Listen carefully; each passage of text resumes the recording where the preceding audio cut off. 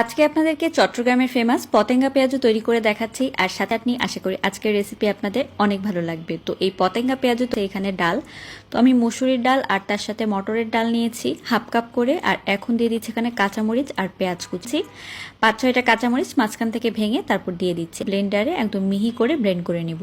তো এরপর আমি হাফ চা চামচ দিয়ে দিচ্ছি জিরার বাটা, আর তার সাথে গরম মশলার গুঁড়া হাফ চা চামচ, আর লবণ দিয়ে দিচ্ছি এখানে হাফ চামচের মতো। এখন দিয়ে তো কর্নফ্লাওয়ার দিতে হবে এখানে হাফ কাপ। তো কর্নফ্লাওয়ার একটু পাতলা পাতলা লাগছে, খুব সামান্য পরিমাণে একটু চালের গুঁড়া মিক্স করেছি। আর এই চাষি কুড়মুড়ে হয়েছিল, খেতেও ভীষণ ভালো লেগেছিল।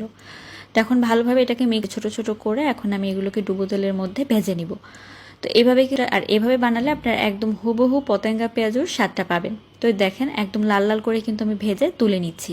যেটা অনেকক্ষণ পর্যন্ত কুড়মুড়ে থাকে। তো আমার চট্টগ্রামের ফেমাস পতেঙ্গা পেঁয়াজের চাটনি দিয়ে খেতে হবে। আপনারা চাইলে এই পেঁয়াজের চাটনির রেসিপিও দিব।